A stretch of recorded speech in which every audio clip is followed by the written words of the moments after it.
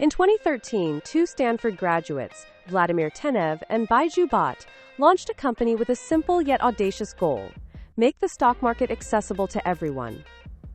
They called it Robinhood. The traditional brokerage world was expensive, intimidating, and full of barriers. Commissions could eat into returns, minimum account balances locked out smaller investors, and trading platforms were complex. Robinhood promised to eliminate all of that. Free trades, simple mobile app, fractional shares. Anyone could invest with a few taps on their phone. At first, the idea seemed risky. How could a company make money if it didn't charge commissions? Tenev and Bhatt believed they could profit through payment for order flow, partnerships, and eventually premium subscriptions. But at its core, Robinhood's mission was clear: democratize finance. The early years were slow. The app launched in 2015, and by the end of that year, Robinhood had just 1 million users. That may seem small today, but in a market dominated by giants like Charles Schwab, Fidelity, and E-Trade, it was a foothold. The company raised capital steadily, including a $13 million Series A led by Index Ventures, signaling growing investor confidence. Robinhood's growth accelerated in 2016 with its iOS and Android apps gaining traction among millennials. The app was intuitive. Users could buy fractional shares for the first time, meaning someone could invest $50 in Amazon or Tesla instead of needing thousands. Push notifications made market movements feel immediate.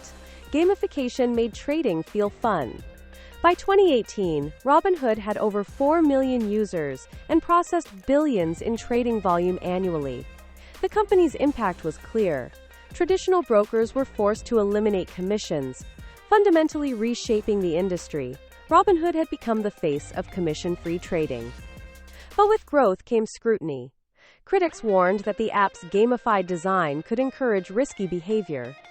Young, inexperienced investors were entering markets without full understanding.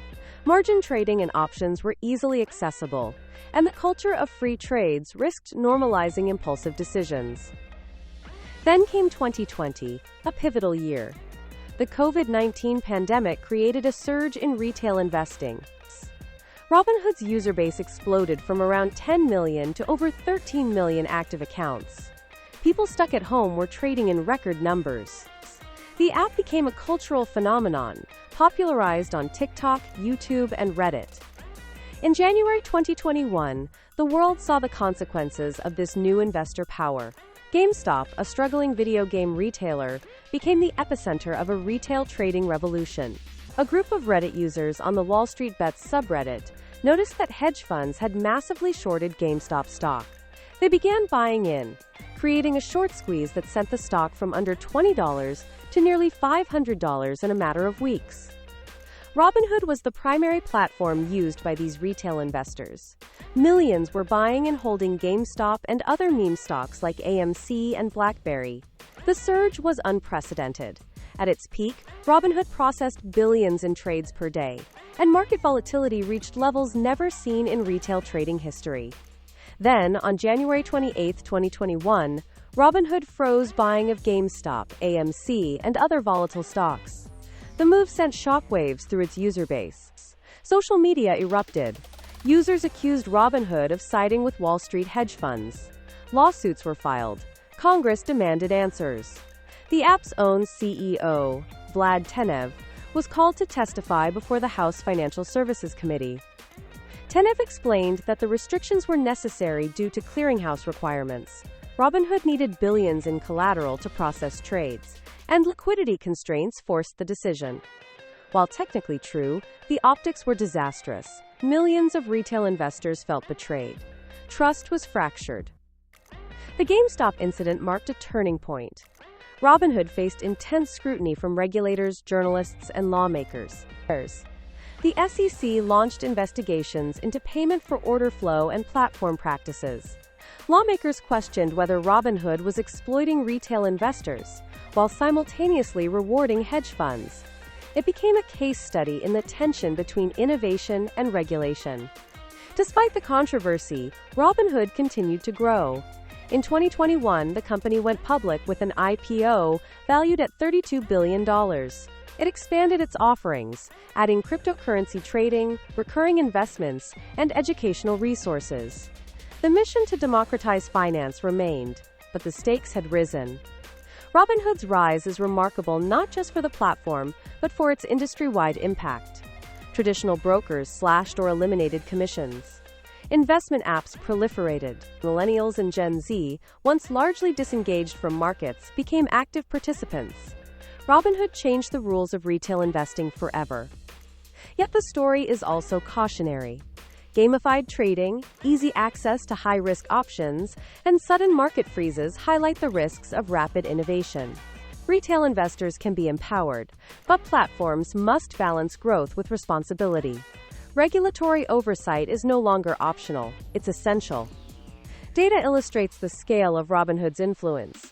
In 2021, the platform accounted for roughly 20% of U.S. equity trading volume among retail investors. During the GameStop squeeze, Robinhood had over 18 million downloads of its app. Its users collectively held billions in positions in a matter of days. The financial world had never seen anything like it. The company's strategy was audacious. By making investing accessible, fun, and social, Robinhood tapped into a previously ignored market. By monetizing through payment for order flow and premium services, it created a sustainable model, at least initially. By embracing technology and mobile-first design, it outpaced established brokers who relied on outdated interfaces. But regulatory challenges are looming. The SEC continues to examine trading restrictions, order flow practices, and investor protections.